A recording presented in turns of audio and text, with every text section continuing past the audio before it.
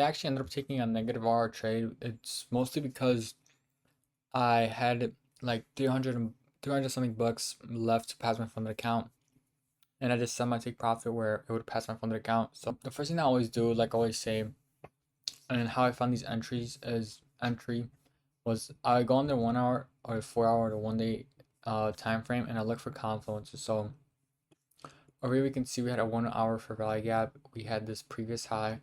And we had these liquidity sweeps, but they already got swept during London session and like pre-market, yeah, New York pre-market session that they already swept, and price like kind of ignored it. Price didn't react from it that good, so I kind of ignored these and focus on this for value gap for the day.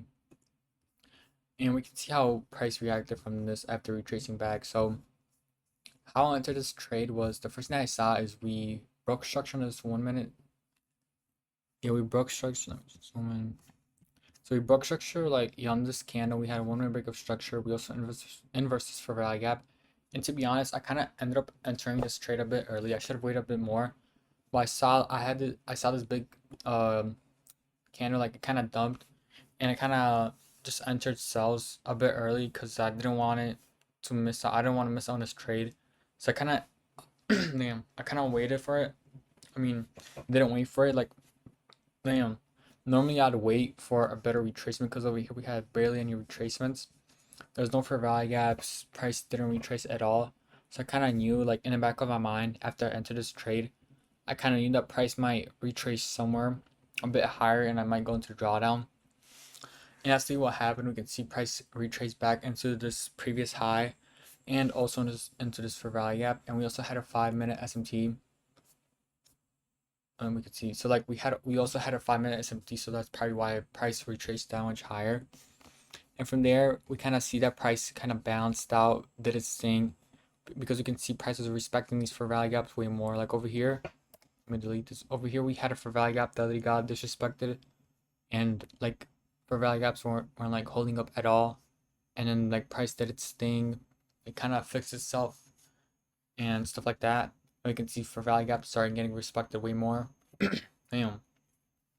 And my take profit, like if I was trading this actually, like if I was on a funded account already, I would have put my take profit down here for main two reasons. First of all, this is well, I think it was 15 minute. So first of all, it was a 5 minute. So first of all, price didn't retrace at all. We were just kind of pumping since London session.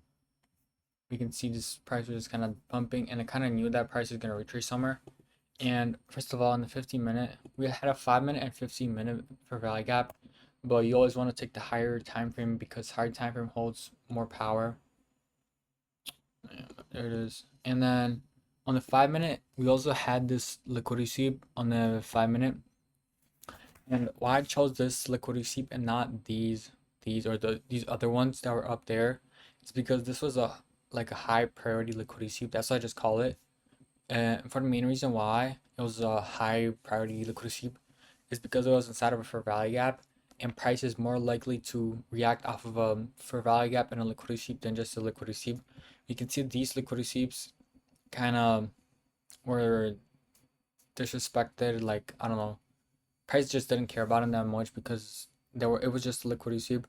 Like we can see this was a liquidity sweep and a fair value gap, and it kind of like I don't know. I'm gonna make a video about it explaining how to spot correct liquidity sweeps. But basically, this was a higher priority liquidity sweep, and price will most likely target that or react from it way better.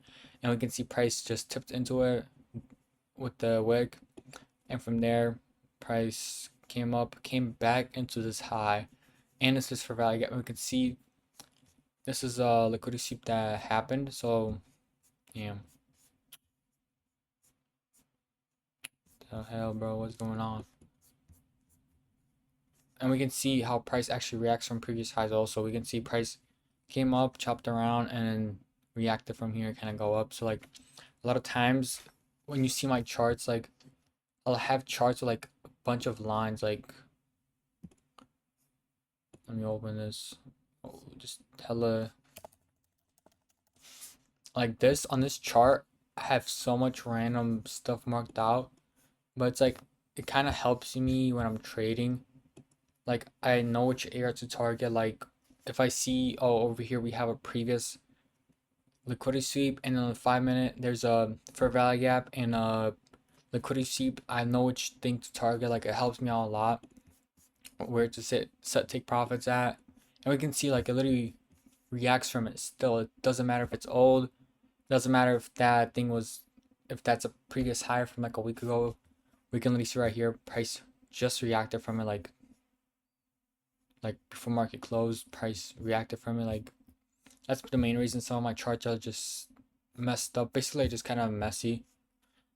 You can see there's like a bunch of stuff, but all of them serve a purpose, and I always use it for something. Let me just put this back. Oh, there's way nicer. But for today, also, I kind of knew that price is gonna be manipulating a lot or like a little bit, and I kind of knew that because during the Nordic session, we basically ignored all these fair value gaps. We had no retracements, and just from my experience, I kind of knew like I already seen like I remember it was like a month ago or something or 3 weeks ago, like literally the same example, but on ES, price literally pumped up during New York session. I mean, London session. Price ignored these. There was liquidity sweeps, and price ignored them.